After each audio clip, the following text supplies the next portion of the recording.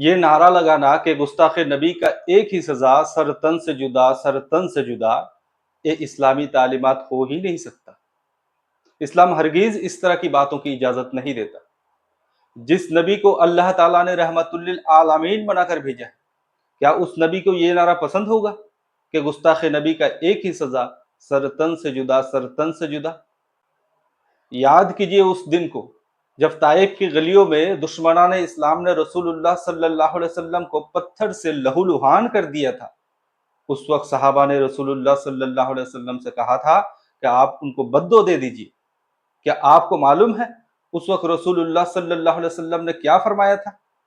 اس وقت بانی اسلام حضرت محمد مصطفیٰ صلی اللہ علیہ وسلم کا یہ جواب تھا کہ انی امیرت بالعفو، یعنی اے میرے صحابہ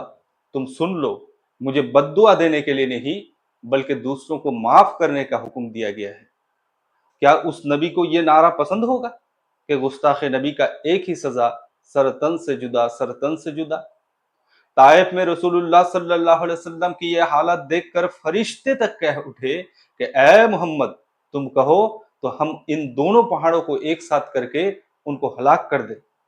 تو رسول اللہ صلی اللہ علیہ وسلم کا جواب تھا کہ نہیں، میں امید کرتا ہوں کہ انہی میں سے ایسے لوگ ہوں گے جو اسلام کو قبول کر کے مسلمان ہو جائیں گے۔ کیا اس نبی کو یہ نعرہ پسند ہوگا کہ گستاخ نبی کا ایک ہی سزا، سر تن سے جدا، سر تن سے جدا؟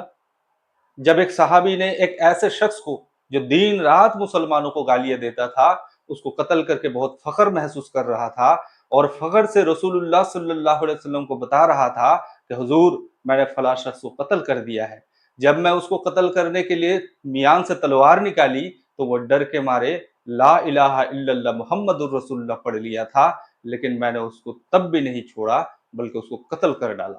وہ یہ سوچ رہا تھا کہ شاید رسول اللہ صلی اللہ علیہ وسلم اس کے اس کام سے بہت خوش ہوں گے، لیکن اللہ کے رسول کا جواب تھا کہ کیا تم نے اس کا سینہ چیر کر دیکھا تھا کہ اس نے دل سے کہا تھا یا پھر ڈر کے مارے کہا تھا؟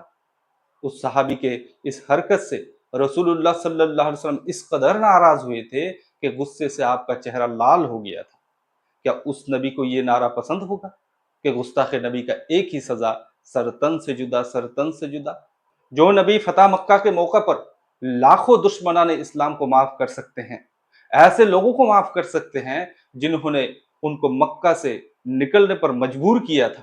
ایسے لوگوں کو معاف کر سکتے ہیں جنہوں نے مسلمانوں پر اس قدر ظلم کیا تھا کہ انہوں نے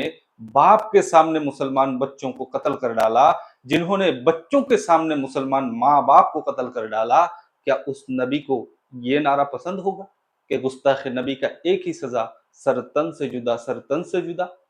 جو نبی ایسے لوگوں کو معاف کر سکتے ہیں جنہوں نے پتھر مار کر اونٹ سے گرا کر اپنی بیٹی فاطمہ کا حمل تک گرا دیا تھا، کیا اس نبی کو یہ نعرہ پسند ہوگا کہ گستاخ نبی کا ایک ہی سزا، سر تن سے جدا، سر تن سے جدا؟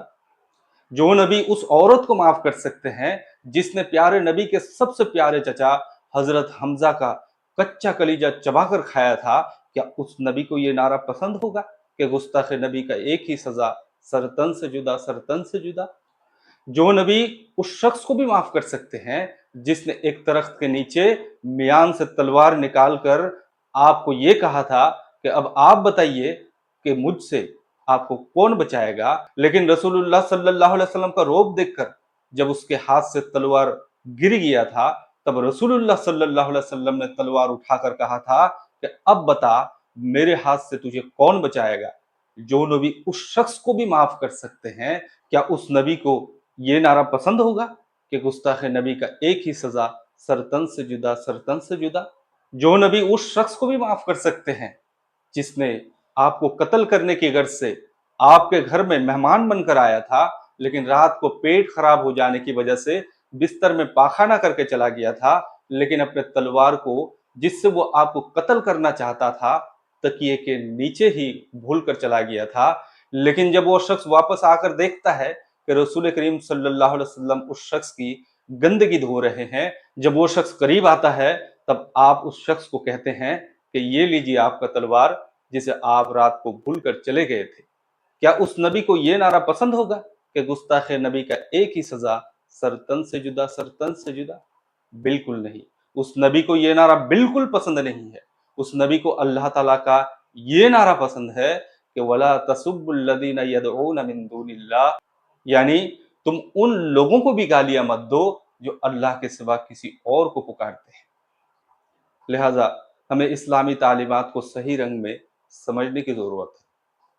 ہم مذہبی تعلیمات کو صحیح رنگ میں سمجھانے کی ادنا سی کوشش کر رہے ہیں۔